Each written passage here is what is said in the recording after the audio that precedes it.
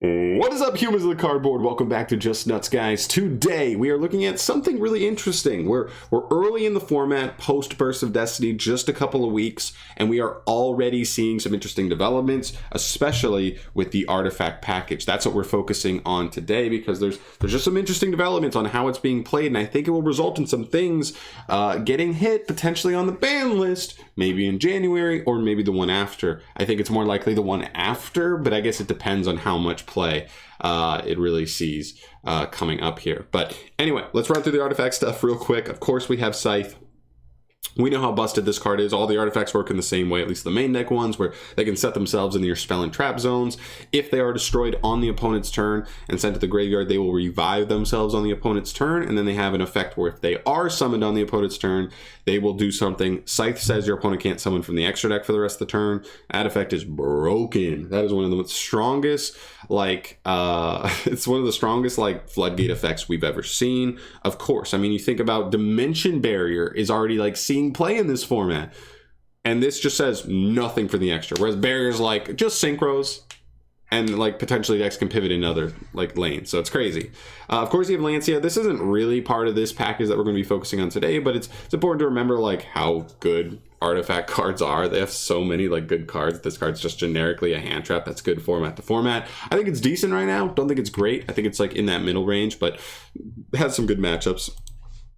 Moral Attack. I wanted to show off Moral Attack just because he is the redheaded stepchild of the better artifact cards.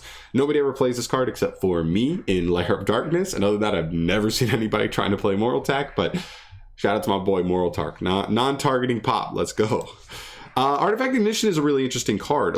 I think if you're playing Scythe and you're playing Lancias in your main, then I think Ignition becomes interesting because people are already looking at playing, some quick play spell and trap removal, and this card's pretty good. It just pops a spell or trap, and if you do, you set an artifact monster straight from the deck. So pretty cool. Yeah, I mean, it's cool. And then, of course, Sanctum. This is not really the problem for the packages we're seeing played right now, but it is still interesting to note just, summons an artifact from deck to trigger their effects on the opponent's turn. This saw a lot of side deck play from when you were going first a little while ago, but hasn't seen it much of late, but still a very powerful card. Love this card. And then, of course, we get to the Problem Child. This card, 100% unequivocally, is the problem right now.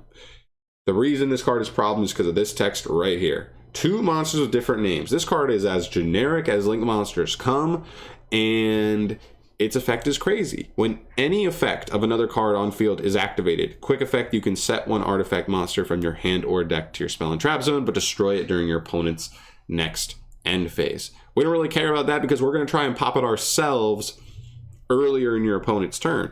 So what this card does is essentially it gives any deck that just has generic link spam potential the ability to set up artifact Scythe, and then if they can just get into any different, there are myriads of different cards here, but now we have Crystron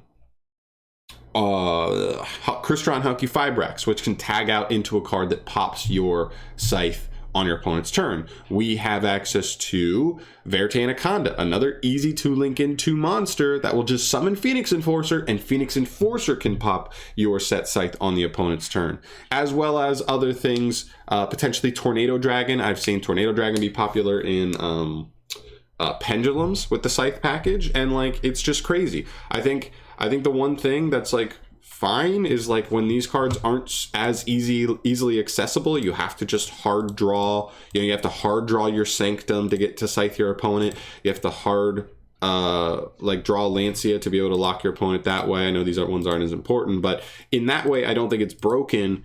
And of course, it's not great going second, so you have to play more bricks like the Sanctum and whatnot that you don't want to see going second.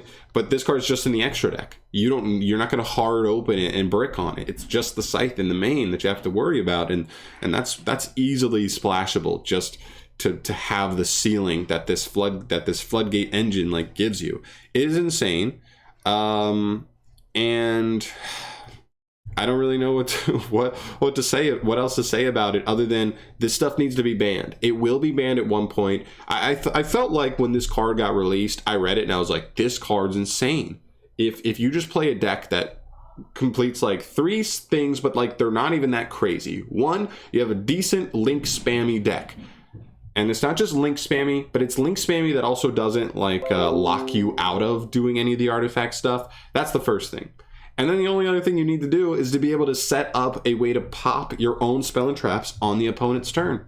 And that's it. That's all you need, and you can now scythe your opponent every single time you go first in Yu-Gi-Oh! Because of this card. And that's kind of crazy to me. I just think the splash ability is too much. Right now, it's Phantom Knights, but I'm sure we'll see other decks. I'm actually messing around with a deck right now in Crusadia that does it almost just as well. And I think this deck is arguably, like right now, like the top of tier 2. Just nobody's playing it. And if people realized it and were like, Phantom Knight's kind of boring, everybody's playing Phantom Knights, I'll try to Crusadia. I think Crusadia could legit like jump to like top of tier 2. And then if they ban Dagda, it would just fall back down, because that's really what makes it so good. It's because it's really good at link spamming and just setting up Dagda plus Hulk. Very simple, very easy, very low investment. And yeah, you can just play utility cards outside of your link spam cards and just take care of business. So here's like a list if you're curious, because you haven't really seen it as much. Here's just like a basic PK list for right now. It's nothing too crazy, it's not like a top deck profile or anything. It's just on UYGO Pro deck. But it shows you a good example of like what's happening right now. So as far as the main deck investment, it's literally just the Scythe. But as we know, PK decks are just good at spamming the board right now. So you have all their PK cards. Tour Guide represents so much value with the Burning Abyss engine, and of course just some level 3 extenders to keep it going. And then you look at the extra and they just have the Dagda. What is nice is they're not playing Hulk in this variant. I know there are certain variants that do play Hulk, but they're playing the Enforcer. So the idea is like they want to set up this, then they want to go into Verte if they didn't hard open the Fusion Destiny, and they want to summon Enforcer. That way Enforcer can pop their Scythe once they've set it on the opponent's turn, clearing the Enforcer plus the Scythe, so that way your opponent is locked out of the extra deck, and you already have Enforcer coming back on your next standby phase. And a lot of times, that in and of itself is enough to win the duel. A lot of decks under Scythe aren't going to do anything too offensively scary to really like threaten your life. And with Phoenix Enforcer coming back, that's probably just all she wrote. Especially since Phoenix Enforcer plus Scythe is already like, what, 4,700 damage? So you don't even need that much more damage just to even get to lethal. So yeah. That gives you an example there. I just think the whole sum of this video is just to give you a little bit of background and then just talk about why I think Dagda has to go. I don't think Scythe is, like, Scythe had been around. And like when it's just Scythe and Sanctum and Scythe and Ignition and Scythe and Moral Attack and Scythe and Lancia, it was never a problem. Like you saw it teched in and it was strong sometimes, but people would also brick on their Scythes and be really pissed. So I don't think that's really a huge issue. But yeah, I think right now Dagda making the Scythe too splashable and easy to set up in these just link spam decks. PKs are still going to be good even if this gets hit, but I just don't think they can have a win condition quite this crazy. This is too consistent, too strong of a floodgate, and you just can't have one of your meta decks having a win condition like this. That's this easy to set up.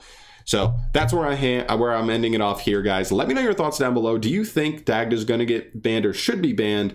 Or if you think Scythe should be banned? I really don't think Scythe needs to be banned. It's a really powerful card, and sure, we wouldn't have to worry about it as much because, like, oh, Dagda's new. We could still set Moral Attack, still set Lancia, set some cool stuff. But, like, I don't know. I guess it could go either way. I just feel bad because, like, Scythe was not really a problem before at all. And then Dagda comes in, and now Scythe has to go. I don't know. I'm talking to them like they're kids, like somebody's getting punished for something they didn't do. But it is what it is. Let me know your thoughts down below on what you think needs to happen here and when you think it'll happen. Is it going to be in the January list, or is it going to be the list after that, or maybe in the one after that? Because we know Konami sometimes will sit and wait on certain things, but this is one of those things. It gives me Zexal vibes, right? Those unfair win conditions that we just cannot have in the meta, because it's just going to make the meta so brutally unbearable for so many people that, like, it just sucks. So let me know your thoughts down below on that stuff, of course, and I will see you in the next video. Thank you so much for watching. As always, subscribe for more if you want to see that from me. Peace.